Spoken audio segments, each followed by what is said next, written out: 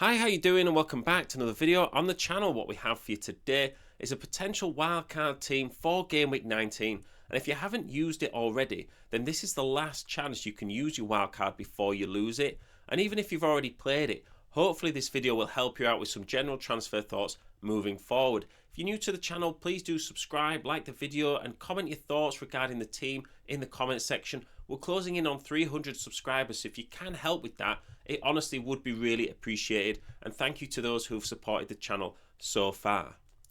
So let's start with the keepers, and with Fabianski coming off early yesterday, we can't rely on him at the moment, so Everson comes in. Raya will always start in this team, so we might as well save that extra bit of cash with our reserve keeper. If you wanted to go for two mid-price keepers to rotate, I'd go for Pickford and Henderson at the moment. Both of them are in form and both have pretty good fixtures moving forward. Into defence we go, and we've gone for the Palace double up here. Obviously, if you've also gone for Henderson in goal, then you don't want to get in two Palace defenders as well. But in this squad, we've got Munoz and Lacroix. 2 clean sheets in the last 5 is great for the price, and they've got Southampton, Leicester, West Ham and Brentford in the next 5. You don't always have to start them both, but you definitely could do for 3 of those fixtures.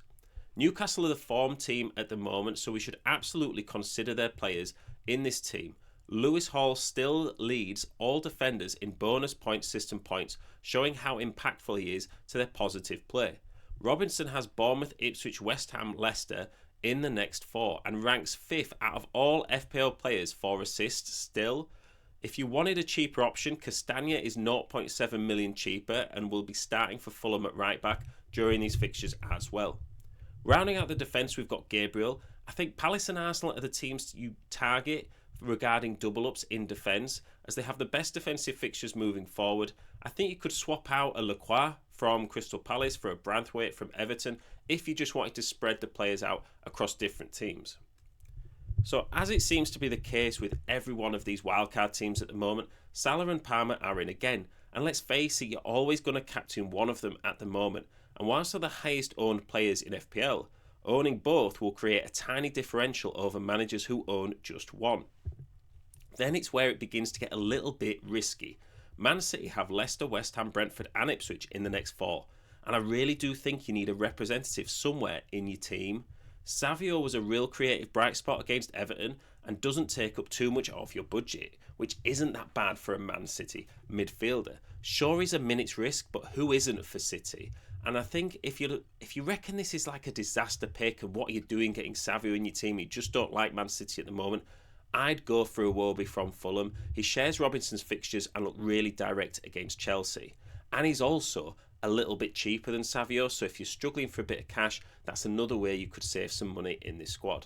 Sarr creates a Palace triple up, but with Southampton and Leicester in the next 3 being 2 of the best defences to target, I think it puts him above other midfielders at a similar price.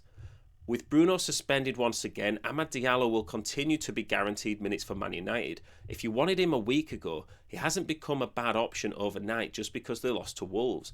United have a couple of tough games, but then Southampton and Brighton. He's still a great price and represents a low risk investment. You wouldn't mind having a 5.4 million midfielder on your bench, but then if someone does get rotated out of your starting lineup, he's a pretty good option to come on no matter who he's playing. So up front, let's start with Isak.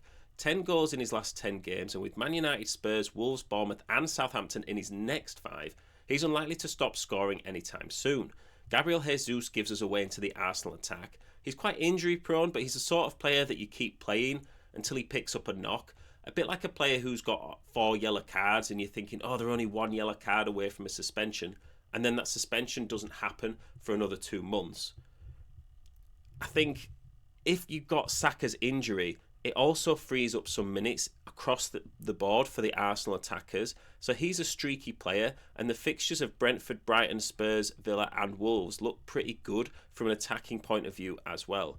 Watkins might seem a bit of an odd pick, but I'm not just a fan of cheaper strikers right now. I was looking across at the different options that you can have, and there was just nobody that stood out who's either in form or who has good fixtures or both. You know, there didn't really seem to be any really good options. So if you can see any, pop it in the comments. Duran is suspended, so Watkins will definitely start, and even though he's only got 1 point in each of his last 4 games, he still remains the 7th highest scoring striker in FPL this season. Watkins and Villa have Brighton and Leicester in the next 2, at which point the form could have turned around and Watkins could have played himself back into more of a focal point in the attack.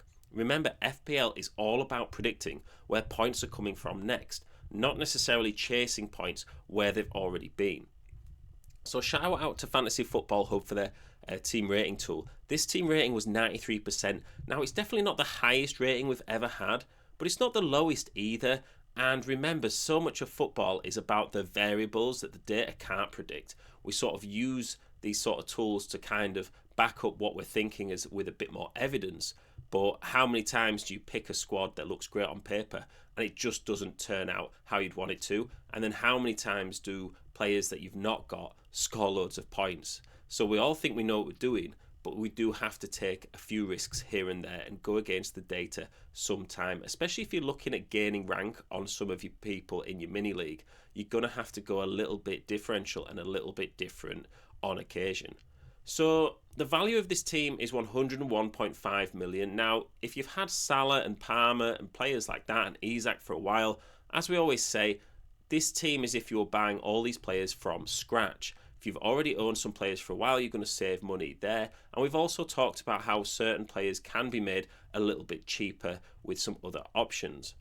So the strengths for me with this team is that it's got good bench depth. All these players, apart from Everson in goal, are starting for their team and are playing every week. And with Raya as your starting goalkeeper, he's not going to get benched anytime soon unless there's an injury, in which case you can use a free transfer to take him out. I do think the squad has good balance in the sense that there are point scoring options all over the pitch. The defenders are quite attacking, Munoz, Hall and Robinson. They're likely to get you some assist threat, and players like Gabriel will have some scoring threat from set pieces. And then across the midfield, you've got a lot of creativity, and up front, you've got some good finishers as well. So the weaknesses for me are there too many risks in this team? Players like Savio, Sarr, Watkins, Gabriel Jesus. It is not a team for the faint-hearted, and a lot of people might say this team doesn't look great. But remember, this is a sort of team that you're looking at if you do want to take some risks. And some of these players, like we've talked about with Savio and Watkins, they can be made to other players pretty easily. There's only Isak and Haaland who are more expensive than Watkins. So if you didn't like Watkins in this team and you preferred another striker, well, you can easily afford him because everyone else is cheaper. That also solves the problem of it being a little bit too expensive. So some of these players who maybe you can't afford, we have talked about those cheaper options that will hopefully make it realistic for every FPL manager who's still playing. So thank you very much for listening. Hopefully you're having a good Christmas if you're celebrating Christmas, or a good break if not, and you're having a good week in FPL. I will see you in the next one.